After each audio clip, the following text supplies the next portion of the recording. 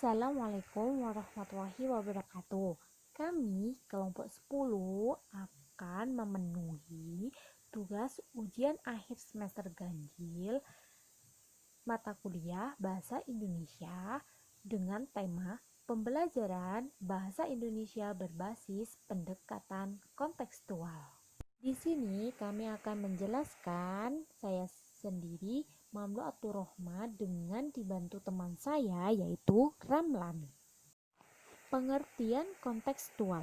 Secara umum, kontekstual mengandung arti yang berkenaan, relevan, ada hubungan dan berkaitan langsung, mengikuti konteks yang membawa maksud, makna, dan kepentingan. Nah, di dalam pendekatan kontekstual ini terdapat contextual teaching and learning atau biasa disingkat sebagai CTL.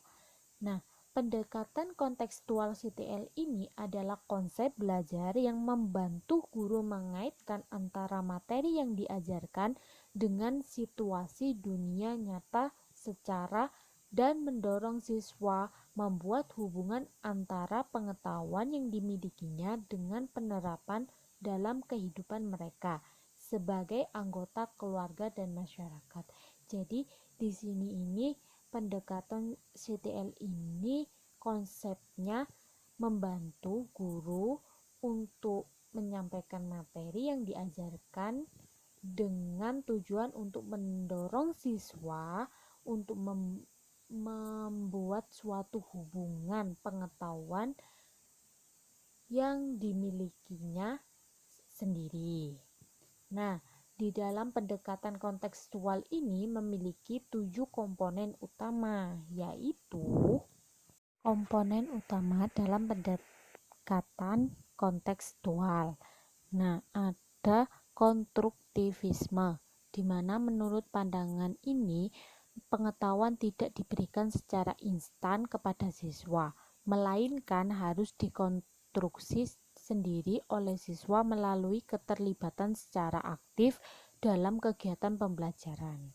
Nah, yang kedua yaitu ada penemuan. Penemuan merupakan bagian inti dari pembelajaran berbasis CTL.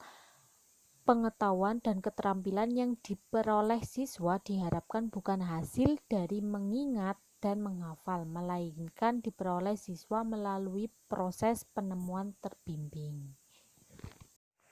Nah, komponen yang selanjutnya yaitu ada masyarakat belajar, di mana berdasarkan konsep ini siswa dapat mengkonstruksi pengetahuan dengan baik melalui interaksi sosial. Yang selanjutnya ada komponen bertanya, di mana merupakan salah satu proses bagi siswa untuk mengkonstruksi konsep akan pengetahuan. Nah, yang kelima ada konsep pendekatan, di mana menurut konsep ini pembelajaran matematika merupakan modal yang dapat ditiru. Nah, yang selanjutnya akan dilanjutkan oleh teman saya yaitu Ramlan. Baik, di sini saya akan melanjutkan penjelasan dari Mbah Rohmah. Di sini saya akan menjelaskan tentang komponen utama dalam pendekatan kontekstual. Yang pertama, refleksi. Refleksi adalah cara berpikir mengenai apa yang dipelajari. Yang kedua, penilaian yang sebenarnya, yaitu proses pengumpulan berbagai data yang dapat memberikan gambaran perkembangan belajar siswa.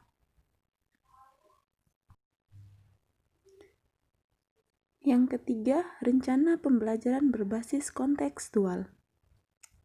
Dalam pembelajaran kontekstual, rencana pembelajaran atau RP diartikan sebagai rencana kegiatan guru yang berisi skenario. Pembelajaran tahap demi tahap mengenai hal-hal yang dilakukan guru bersama siswa terkait topik atau pokok pembahasan yang akan dipelajari untuk mencapai kompetensi standar yang telah ditemukan. Selanjutnya saya akan menjelaskan secara umum rencana pembelajaran terdiri atas bagian-bagian berikut. Yang pertama, identitas. Identitas biasanya memuat nama mata pelajaran, satuan pendidikan, kelas, atau semester, dan alokasi waktu. Yang kedua, standar kompetensi dan kompetensi dasar. Bagian ini memuat standar kompetensi dan kompetensi dasar yang harus dicapai siswa melalui kegiatan pembelajaran yang dilaksanakan. Yang ketiga, indikator. Bagian ini memuat indikator-indikator, yakni karakteristik, ciri-ciri, perbuatan, atau respons siswa berkaitan dengan kompetensi dasar. Yang keempat, materi pokok. Bagian ini berisi materi pokok yang dipilih sebagai sarana bagi siswa untuk mencapai kompetensi dasar yang telah ditetapkan. Pada bagian ini dapat pula disertai uraian singkat materi pokok. Yang kelima, media pembelajaran. Bagian ini menjelaskan mengenai media yang digunakan dalam kegiatan pembelajaran yang akan menunjang pencapaian standar kompetensi atau kompetensi dasar yang telah ditentukan. Yang kelima, pendekatan atau metode pembelajaran. Bagian ini memuat jenis pendekatan atau metode yang dipilih atau digunakan. Yang ketujuh, kegiatan pembelajaran. Pada bagian ini diuraikan mengenai langkah-langkah kegiatan pembelajaran yang mengakomodasi 7 komponen pendekatan kontekstual dan pengintegrasian life skill dan kegiatan pembelajaran. Yang kedelapan, penilaian. Pada bagian ini diuraikan mengenai jenis dan bentuk instrumen yang digunakan untuk mengukur keterampilan indikator yang telah ditentukan. Baik, terima kasih. Itu saja yang bisa saya sampaikan. Kurang dan lebihnya dari kelompok kami mohon maaf. Wassalamualaikum warahmatullahi wabarakatuh.